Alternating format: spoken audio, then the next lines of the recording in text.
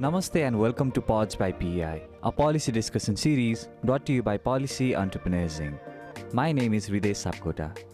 In today's episode, we have PEI colleague Khushi in conversation with Neha Gauchan to explore Nepal's national ID program within the context of digitization in governance. Neha Gauchan is a feminist indigenous human rights activist. She currently coordinates the Knowledge Generation Program at Body and Data, where she is involved in research on digitizing identity in Nepal.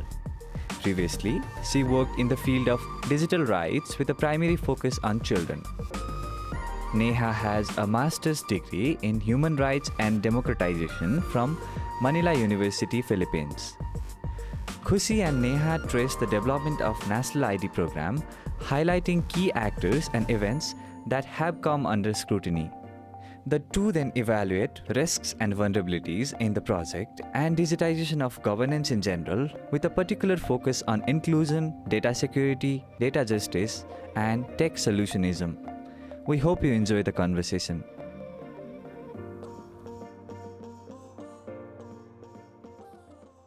Hi Neha, welcome to Pods by PEI. How are you feeling today? I'm good. Yeah, okay. All right. We're so glad to have you here to discuss the intertwining of governance and technology, focusing particularly on Nepal's National Identity Card project. You are a part of the research team at Body and Data, which has been actively studying how this process has unfolded and its future. It's an ongoing research, and after completing the first phase, you have looked into the interests and implications behind this project. Now, speaking about the project itself and its perception in the public sphere, I think that the program has spread widely, but the policy discourse still lacks a clear understanding and this critical evaluation that it so deserves. So, when we talk about NID, we talk about it so superficially, and we really haven't taken the time to evaluate the consequences it might have. So I'm really excited to get into the details of this matter. And to begin with, I want to ask a very basic question, which is, how do you define the digitization of governance? What is this phenomena, and how are we seeing it unfold in Nepal? What are some of the digitization projects that are being undertaken or have been undertaken by Nepal, and why did you pick up the case of national identity so specifically for your research? Thank you, Khushi. I think to start off with what digitization of governance is, let's understand what digitization is. So digitization is a process where there's conversion of analog or manual information, a digital form. And if it's done within the governance structure, then it's called digitization of governance. And also in Nepal, like you see a lot of digitization projects going on, as you've mentioned, and the governments have been saying that it's there because you need good transparency, accountability, controlling crime rates or like corruption rates. And that's what they've said for the need of digitization of governance. And I think with that objective as well, Nepal has slowly started to turn into digital Nepal, where we've seen a lot of digitization projects, such as a case example like what you've mentioned, the national identity card. In short, I'll be saying it as NID card. Mm-hmm. Then you have the e-passport. You also have the smart driving license. There's this Nagarik app, and also digitization of data of Land Revenue Office, among many others. Yeah. I think these are some of the examples of the projects. And why was NID so specifically important to you? I think as an organization, Body and Data works to enhance understanding and information of digital rights among marginalized populations. Especially we work with women, queer folks, persons with disabilities, and a lot of people who are structurally, politically marginalized within the country, right? Mm-hmm. And I think National Identity Card, the NID card research was a scope within our organization, because we've been researching about digital rights and what are the scenarios in context to Nepal and how it impacts the marginalized populations. And I think the scope and the objective fell well within our organization, and that's why we did this research on digitization of identities in Nepal. Yeah. All right. So, although the implementation of the NID came into full swing sometime last year in 2022, the program actually has been long vied by the Nepali government. So, to begin, to dive into this project, can you give us a brief overview of the development of the National ID program in Nepal?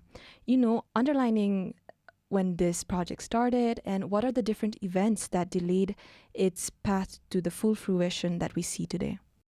Yeah. The development of National Identity Card project, the program in itself actually started in 2010, but the implementation was halted because there were no relevant legislations and policies relating to the card in itself.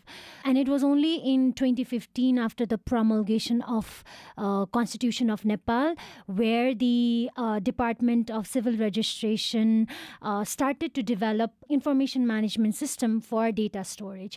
And after that, there came along a lot of other legislations. There were three main legislations relating to NID card and vital registration. The first one is the NID Card and Civil Registration Act, which was in 2076.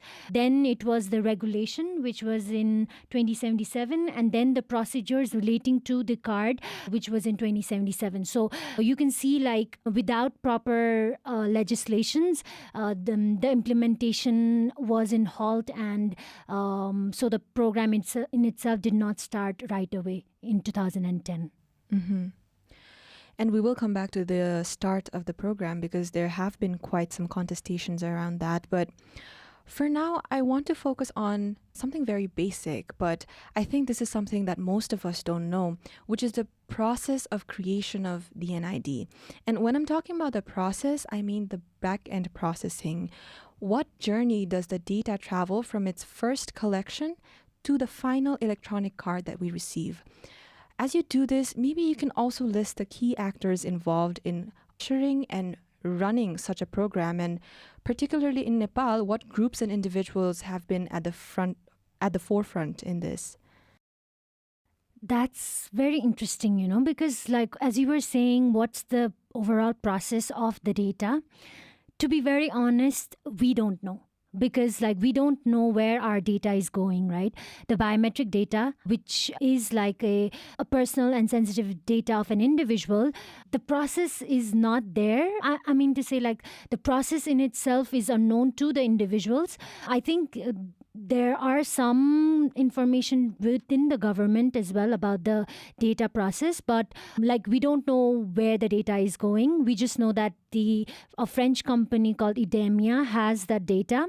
We don't know how long is our data being retained. We don't know if it's going to be deleted or not, if it's going to be shared with other third-party companies or not. So a lot of these informations have not been shared with the individuals or the end users, especially those who are the ones to get services. Yeah. And I think talking to and answering to your next question about, like, who the authors are within the NID program. Who the active players are. Yeah, who the active players are. Like, the government is the first active player, as you can see. And especially within the government, it's the NID Card and Civil Registration Department. Then there are local actors like the district administration office, the local representatives. There are government contracted data collectors, the end users, of course, communities like us.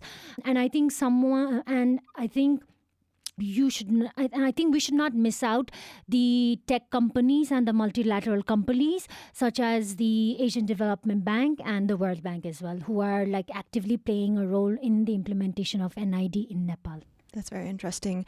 I'm glad you came up with the term biometrics or biometrics data, because that was something I wanted to head into at the beginning of this conversation, so that the rest of the conversation that follows makes more sense.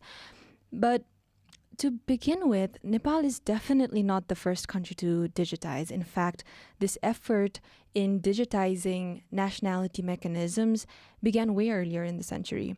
However, the collection of biometrics data is particular to a very few handful. Why have some countries refrained from collecting biometrics data? And I think a good point to start this answer would be letting us know the characteristics of biometrics data form. Yeah. To say in a very easy way, like, it's biometrics, right? Biological, metrics is a measurement. So biometric is a collection of personal data of like physical, psychological, behavioral characteristics of an individual that has undergone like some technological processings. And these data confirms your unique identification, your biological data, right? And within these biological data, there are collection of fingerprint. And in Nepal, you do like 10 fingerprint scans, right? Then there's facial recognition, under which there are like iris or retina scan. Then there are voice recognition as well, which comes under biometrics, DNA samples, heartbeat sensors, and a lot of these are also counted under biometrics.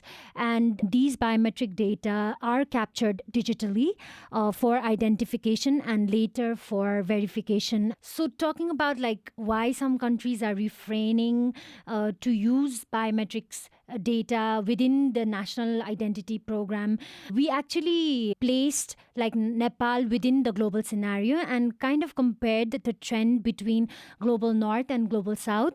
And what we found out was that, majority of the global south countries had adopted digitized biometrics. And you can see that a lot of global south countries like South Asia, South America, and African countries as well.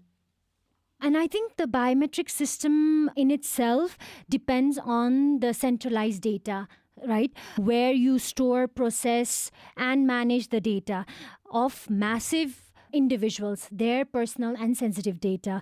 And because it's connected to the physical body and the metrics of collection of a lot of these intrinsic details without actually paying attention to the cybersecurity capacities, because it's centralized. So the data might be able to transfer, might be able to go to third-party companies, right? So a lot of these measures are not taken place. So many of these countries actually refrain from that.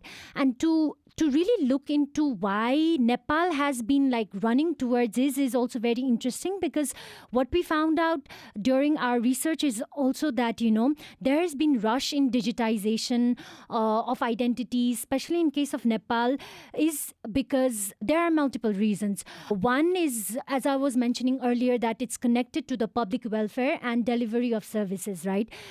Now that it's already connected to e-passport as well. It's helpful for crime investigation and controlling of corruption. That's there.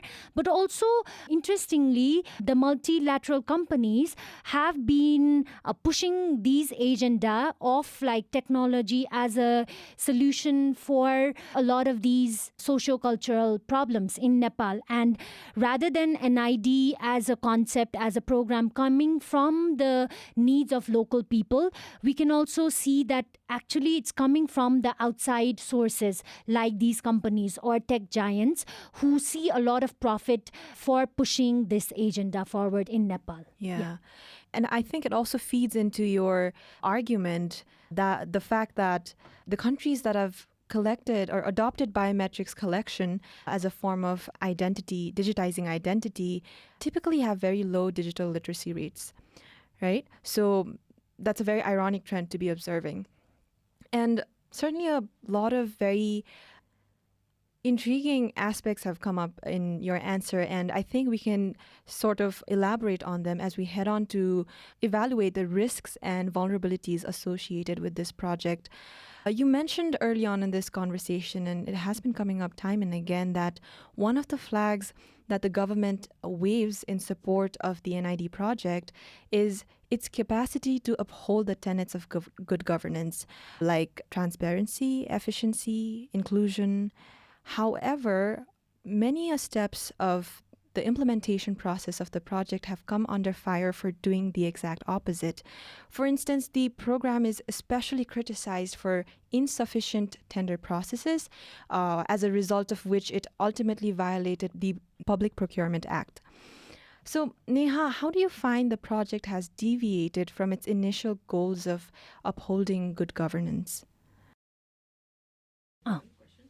So to talk about like deviation from initial goals of good governance, I'd like to go on to what I was talking earlier on about different legislations that came along with the NID card implementation, right? And I won't go deep dive into what these legislations are or what are the articles within that, but something that we would like to highlight is that even though the pilot program in Pachthar district started in 2018, the NID card and civil registration act was passed only in 2020, which is like 2 years after the initial pilot project, right? So you can see that the NID is not just a question of government's false agenda of good governance, but you can see that it's also linked with what the intentions and what the interests are of the government. And talking about informed consent, you see that the information flow and transparency are one of the major components of good governance. But according to our research, that has not been seen. That was completely opposite, because what we found out was that there was lack of informed consent among the end users, especially during the data collection time. A lot of the individuals shared that they did not know about where the data is being stored, or what are the security measures that government would take if their privacy is violated.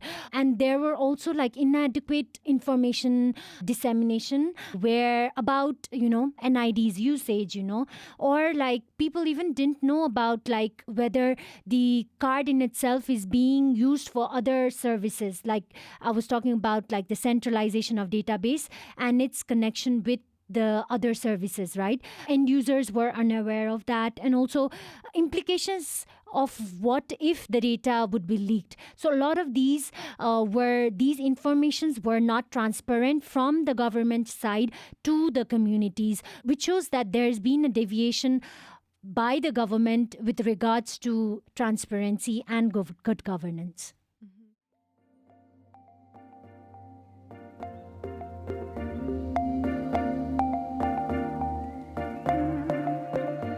Namaste, dear listeners. This is Hriday Sapkota from Policy Entrepreneuring. We're absolutely thrilled to announce that Pods by PI is celebrating its first year anniversary. We extend our heartfelt gratitude to all our participants and supporters who have been instrumental in making this journey a success. Your contributions have been invaluable in promoting insightful conversations and meaningful policy discussions. Thank you for being part of this incredible journey. But wait, there's more. We are not stopping here. We are gearing up for year 2 with a whole lineup of exciting topics that are sure to spark even more insightful conversations and discussions. Again, thank you for being part of Pods by PI community. Now, let's get back to the episode.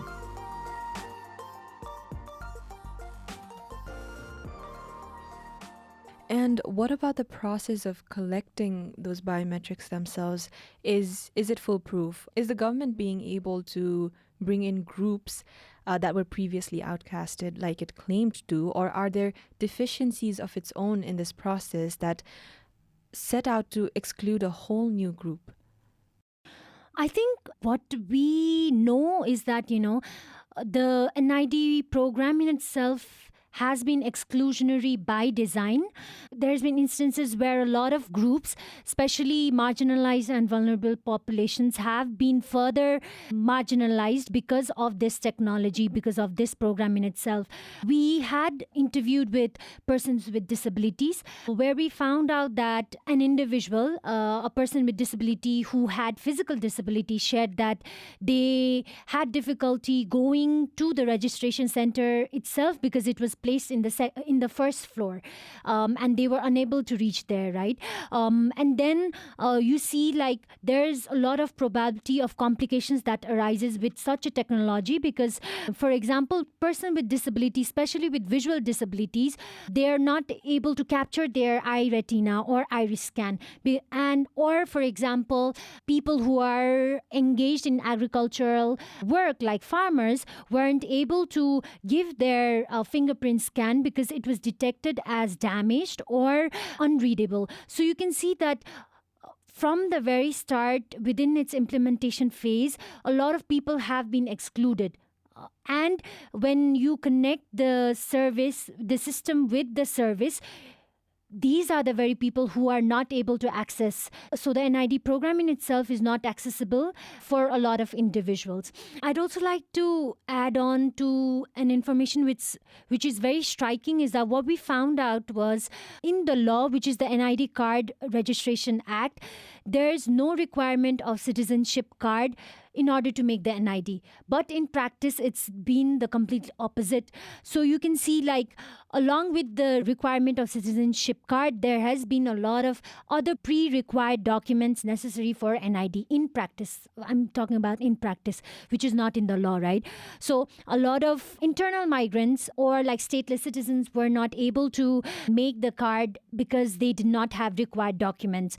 For example, married men and women who did not make their marriage certificate were not able to make the card. Some married men who worked abroad registered themselves as unmarried because they did not have time to secure their marriage certificate. So a lot of these examples were also seen during our research, which shows that the program has been excluding a lot of individuals, especially those who are from the margins or those who have not had other prior required documents because of various other reasons. Yeah.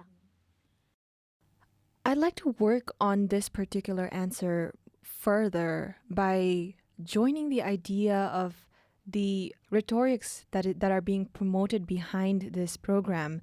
You mentioned in your research that there's this odd sense of quote-unquote pseudo-nationalist sentiment in the promotion of the NID, where the card itself is being brought up as this new testament to who is a quote-unquote true Nepali.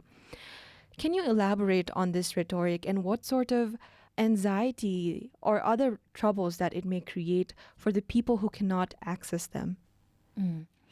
So during our research, what we found out that rather than individuals being the fundamentals of privacy, data security, or where the information is being stored, communities were actually thinking that the possession of this NID is a form of true Nepali, or it's a supreme proof of being who you are as a Nepali individual, right? And what you were saying about it's quite troublesome, yes, because it's quite troublesome because like Nepal is a very ethnically very diverse country where there are various groups, like diverse in terms not just of caste, class, language, in terms of gender, sexuality, orientation, and a lot of other identities.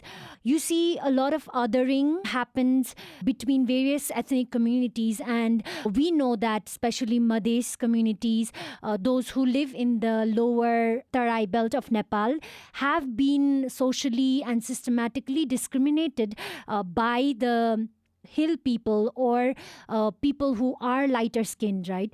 And many of these rhetorics, like who a true Nepali is already putting boxes into people, like if you are from a certain color or if you are from a certain caste, then you are a Nepali, or else you are not. So, this kind of rhetoric brings about the notion of us versus them, like who determines who a Nepali is determined by the card in itself.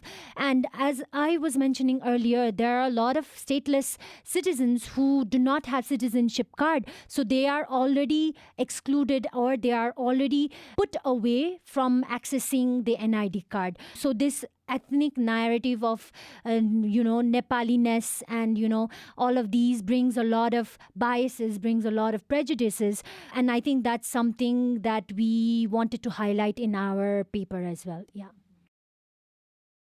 Moving beyond just good governance, though, digitization in itself is a process that is not foolproof, and it does invite some risks. The government is collecting 18 different types of highly sensitive data, and external agencies are handling it. Recently, there's also news about IDEMIA's reluctance to pass the program's source code to the state, which is making handover look very shaky. And we're not sure if the government will successfully be able to get the data in the state's court. And there are so many facets to the impact of sharing massive sensitive data across the public, private, and external bodies. So, as we dive deeper into this, let's head a bit carefully as possible so we can be more precise in our evaluation. And to begin with, I think the best angle to start is the angle of data justice. So, starting from the very grassroots level, what are the threats that people are now vulnerable to as Nepal ventures into the NID project regarding personal data security, privacy, and integrity?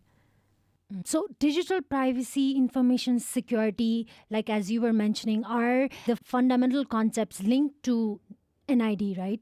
And which has like profound impacts on citizens' security and their digital rights. So within the digital rights also, we talk a lot about like right to information, right to informed consent, a right to protection of sensitive data, which were not explained to the end users, to our communities. And during the registration process as well, Nepali citizens were not informed about the centralization of database being linked to other services. I was also mentioning earlier, right? And then there were like data collectors who themselves were confused about how the centralized database and how like the data breach would be when it comes to centralized database. So in terms of like government authorities, when we asked them where these data is being stored, right, their responses was that their responses tended towards national security. What they said was that there's this physical server in Singha Darbar, which means that our data is protected and which is not outside of the country. It's within the country, within the premises of most of the government offices. So that's why physical security is there. But when we actually talk about the data, we are not just talking about the physical security, because we're talking about the holistic security. It comes with digital security as well. Recently, like there's been cases of cyber threats and attacks within the government's servers. Very recently, in 2023 itself, there was a cyber attack in the government's integrated data center, which is actually managed by the Singha Darbar. And we saw that there were disruption of nearly 400 government websites within 4 hours, and we can sense that, and we can see that these hacking incidents are not just standalone events. These have been happening for a very long time, and for a country which actually promotes digitization but does not have mechanisms for addressing cyber attacks and threat. And this is a really serious concern because it's linked to one's privacy, it's linked to one's information security, data security, and a lot more. Yeah, that particular response from the government was really shocking to read in your study. But also talking about data security on a more individual level, you give examples of how individuals were not able to understand the concept of PINs, and in most of the cases, the government deployed collectors. They themselves were giving out the security pins to them, and these pins were made public to the local authorities. So this brings another facet to mind, which is of extrajudicial surveillance. It's not just about external threats, but also the state itself becoming a more overbearing body. What would you say about that? Yeah, I think so, because biometrics is also a tool for control, a tool for surveillance, right?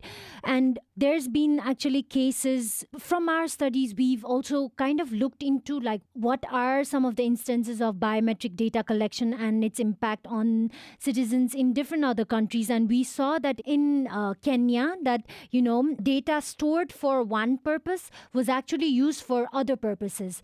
And we also saw that these could actually be used to target and to surveil citizens. For example, like the police could use this data and target criminalized behaviors, for example, maybe same-sex sexuality, for example, or like sex work, especially in country like Nepal where sex work is not legalized, right? So I think a lot of, if we really look back and like see these data being centralized and being used for different other purposes without our informed consent is a problem in itself and has a lot of threats to individuals. Yeah. Hmm. So it definitely has more grave human rights implications. Beyond that, I know your research has just started its second phase, and this is where you will research more on what I'm about to ask, but I thought this conversation would be remiss to not mention it. But when we're talking about data security and the fact that data is something that's up in the cloud and it's open for attacks from all sorts of external threats. So what implication does this have for Nepal in a more geopolitical sense, being a country with very limited data security capacity? Yeah.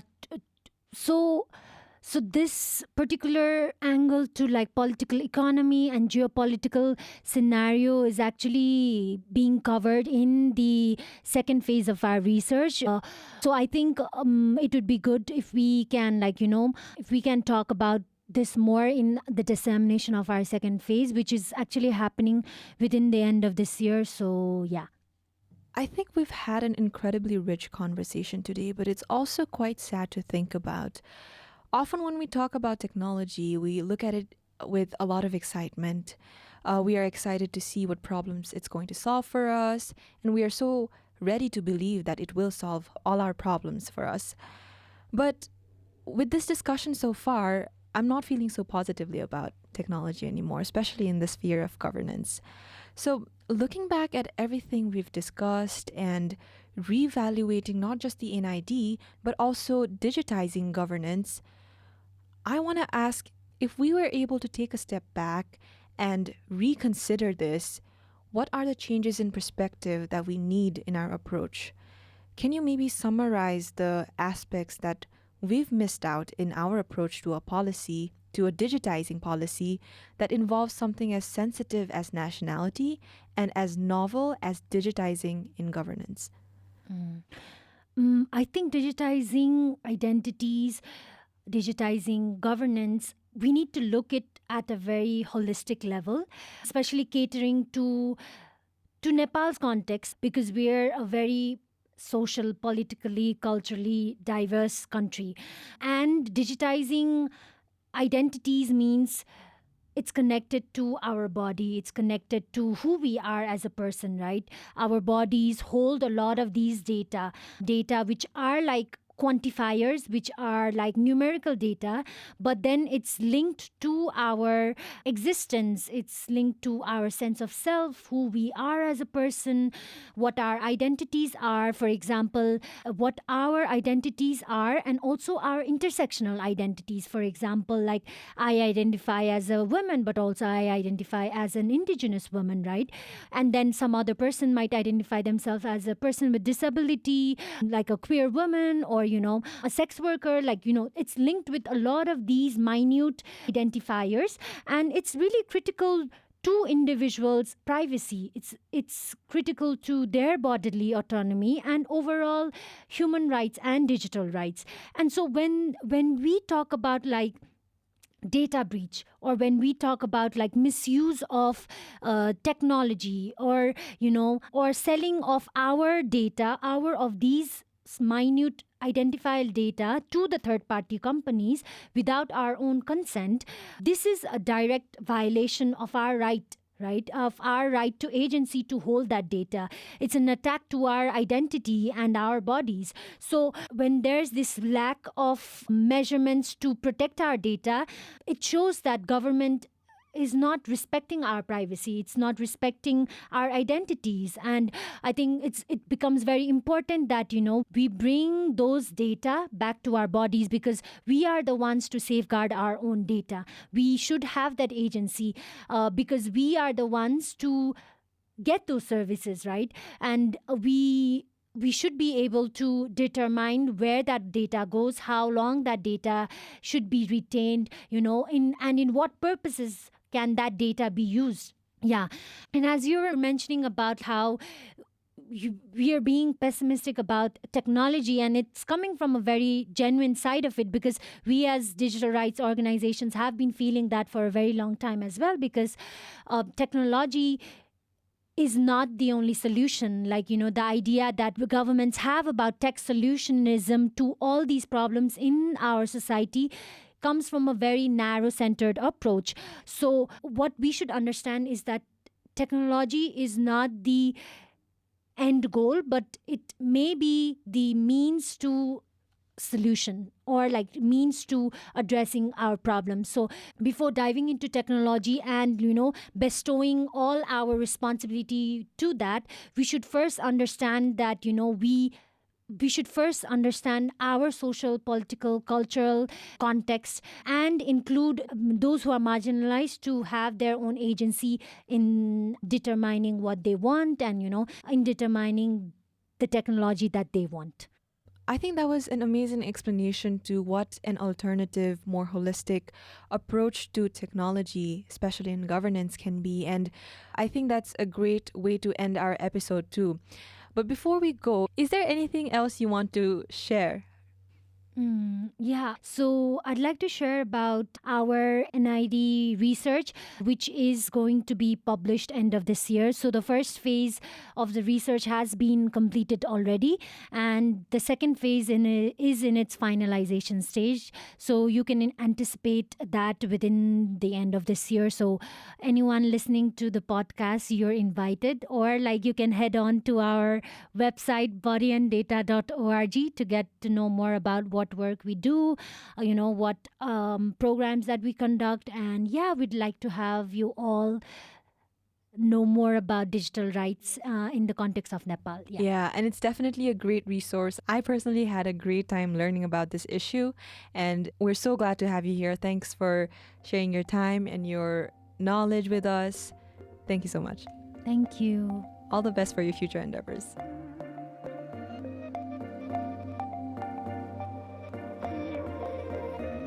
Thanks for listening to Pods by PI. I hope you enjoyed Khushi's conversation with Neha on Nepal's National ID program within the context of digitization in governance. Today's episode was produced by Nejan Rai with support from Khushi Hang, Sonia Jimmy, and me, Hriday Sapkota. The episode was recorded at PI Studio and was edited by me, Hridesh. Our theme music is courtesy of Rohit Sakya from Jindabad. If you liked today's episode, please subscribe to our podcast. Also, please do us a favor by sharing us on social media and leave a review on Spotify, Apple Podcasts, Google Podcasts, or wherever you listen to the show. For PI's video-related content, please search for Policy Entrepreneurs on YouTube. To catch the latest from us on Nepal's policy and politics, please follow us on Twitter at tweet2PI. That's tweet followed by the number 2 and PI. And on Facebook at Policy Entrepreneurs Inc. You can also visit pi.center to learn more about us. Thanks once again from me, Hridesh. We'll see you soon in our next episode.